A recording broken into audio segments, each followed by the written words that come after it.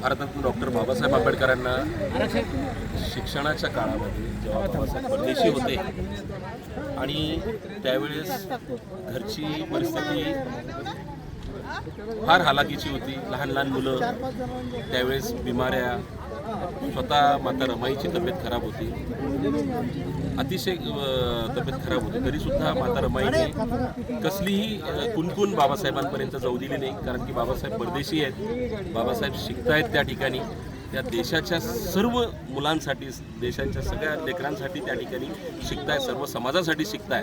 मग आपल्या घरची परिस्थिती, आपल्या घरच्या लेकरांची तब्येत कशी त्यांना दाखवायची, कसं त्यांना दुःखात हे करायचं, त्यासाठी माता रमाईने स्वतःच्या काळजावर दगड ठेवून त्यांनी स्वतः हा त्रास सहन केला.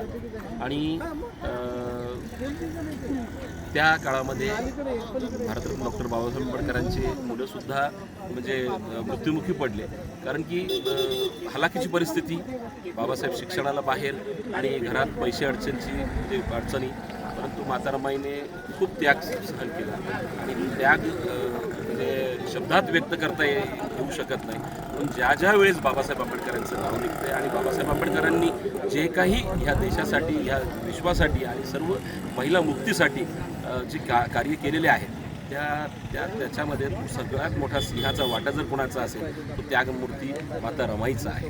हे म्हणजे आम्हाला ह्या प्रसंगी मुद्दामून मी सांगू इच्छितो. आणि त्यासाठी आज त्यांचा स्मृती दिवस, त्यानिमित्त भीमनगर भावसिकपुराच्या सर्व महिला माता भगिनी माझ्या एका शब्दाला हात देऊन सगळ्यांनी या ठिकाणी सार्वजनिक तुमचं नाव? माझं नाव ॲडव्होकेट बाबा भूताई. या निमित्ताने त्यागमूर्ती माता रमाई स्मृतीनिमित्त काही संकल्प केला का इथल्या काही नागरिकांनी? निश्चितच आज सकाळपासून माता रमाईची स्मृती दिनानिमित्त कार्यक्रम जेव्हा चालू आहे, तर सर्वांनी एकच संकल्प केला की माता रमाईनं ज्या प्रकारे संघर्ष केला आणि आपल्या परिवाराला घडवलं, आपल्या त्यांचे जे पती आहेत भारतरत्न डॉक्टर बाबासाहेब आंबेडकर यांना जी साथ दिली, तर महिलांनी ह्या प्रसंगी आज एक उद्गाट बांधली की त्याच प्रकारचा आम्ही आमच्या परिवाराला, आमच्या घरच्या कर्त्याला आणि सर्वांना आम्ही म्हणजे परिवाराला साथ देऊ. आणि माता रमाईच्या एवढं तर करता येणार नाही, पण त्यांच्या पावलावर पाऊल ठेवून आम्ही निश्चितच ह्या परिवाराला आणि समाजाला आणि देश हितासाठी जास्तीत जास्त कसं करता येईल त्या ठिकाणी एक संकल्प ह्या ठिकाणी नागरिकांनी, महिलांनी व्यक्त केला.